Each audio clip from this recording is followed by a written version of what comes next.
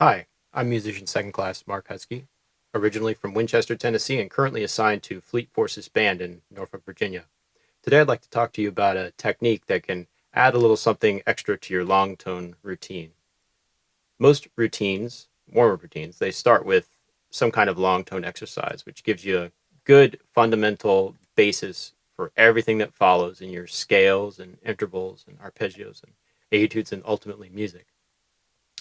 Um, One thing to really focus on with your long tones is making a type of sound that you really want, right? So you have to focus and make sure that the sound that's coming out is intentional, and your mind's not wandering and finding other things to do, as can be the case with long tones. Believe me, I've done so many long tones in my life. I find myself thinking about all kinds of other stuff. But one thing to really focus on, the most important thing I think, is resonance and this concept of resonance.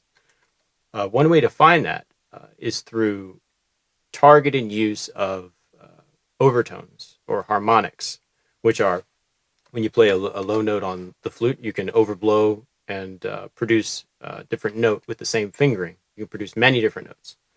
Um, so, one thing that I found very helpful is to use harmonics to improve the resonance in my middle and high register. So one way you can do that is by playing a low C and then overblow until the octave comes out, so the C in the staff.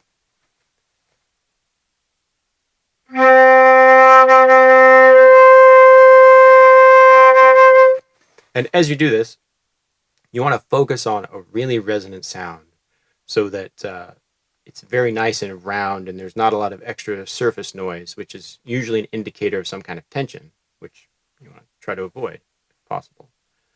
So after you've found a quality in that first harmonic that you like, go ahead and switch immediately to the real fingering, and you'll find that it improves the quality quite a bit.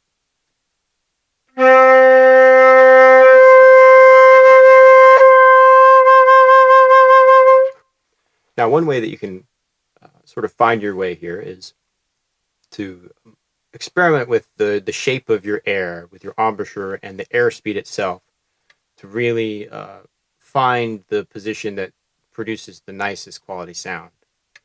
So after you've really got the C octave down, you can move on to the G above the staff. With the same low C fingering, you can overblow up to a G.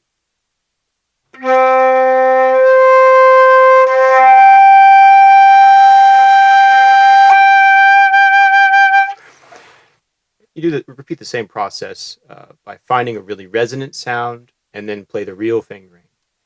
Um, and you can repeat this process all the way up to the C off the staff, up to a second G off the staff, to the second B flat off the staff, and the second C. It can go as high as you want, but it requires a lot of air after a certain point. So I would recommend just sticking with the first three.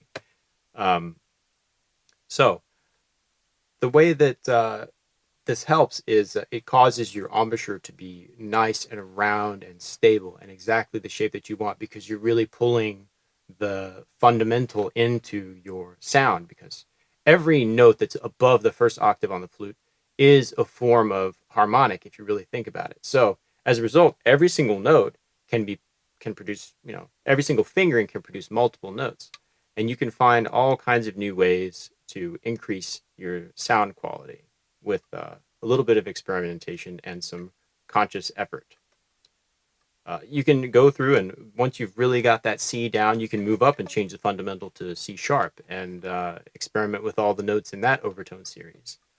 And you can really do this with almost any note, but it's most effective, I find, with the low register fingerings. I hope this exercise has been helpful for you, as it has been for me over the course of many years of playing the flute. And I'd like to thank you for watching.